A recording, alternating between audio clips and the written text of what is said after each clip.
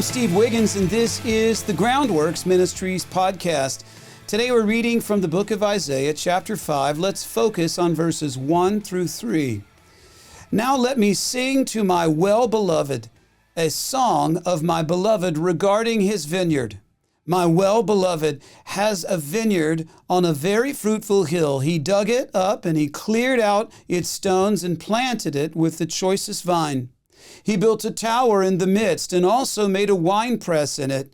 So he expected it to bring forth good grapes, but it brought forth wild grapes. And now, O inhabitants of Jerusalem and men of Judah, judge, please, between me and my vineyard. Isaiah's prophetic words were echoed by Jesus many generations later.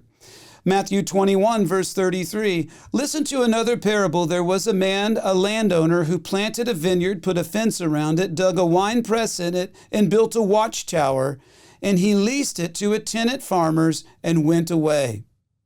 Now, what are Isaiah and Jesus talking about? And why was God so disappointed with his vineyard? Well, Isaiah chapter 5, verse 7 says, for the vineyard of the Lord of hosts is the house of Israel, and the men of Judah are his pleasant plant. He looked for justice, but behold, oppression, for righteousness, but behold, a cry for help. Matthew 21, verses 34 through 41, Jesus speaking, when the season for fruit drew near, he sent his servants to the tenants to get his fruit. And the tenants took his servants and beat one and killed another and stoned another. And again he sent other servants, more than the first, and they did the same to them. And finally he sent his son to them, saying, they will respect my son. But when the tenants saw the son, they said to themselves, this is the heir. Come, let's kill him and have his inheritance. And they took him and they threw him out of the vineyard and killed him. When therefore the owner of the vineyard comes, what will he do to those tenants? And they said to Jesus, well, he'll put those wretches to a miserable death and let out the vineyard to other tenants who will give him the fruits in their seasons. So in the days of Jesus' earthly ministry, Israel's religious leaders held to a belief that the Messiah would soon deliver them.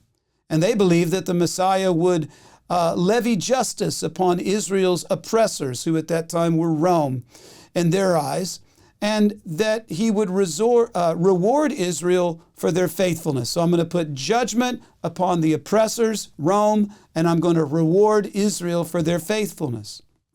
So when Jesus quoted Isaiah in such a direct way, he knew that the religious leaders would recognize the parallel stories. They all knew who Isaiah was. They'd all read Isaiah.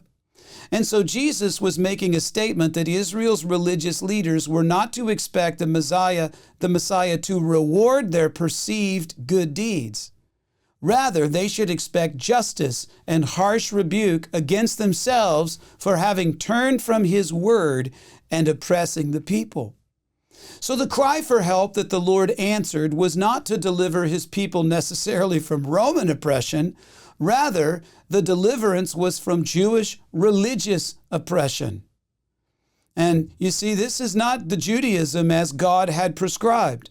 It was what Judaism had become by following the vain interpretations and traditions of men, traditions that held a form of godliness, but ultimately they blocked the path of true worship because, as well-intended as they may have been, these traditions were the words of men, from the perspective of men and not the word of God. Now the church of our generation is warned.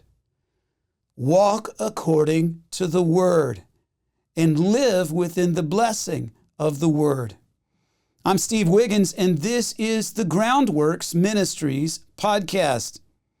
Groundworks Ministries operates entirely through financial donations from faithful people like you. And yes, we do need your monthly support to continue ministering.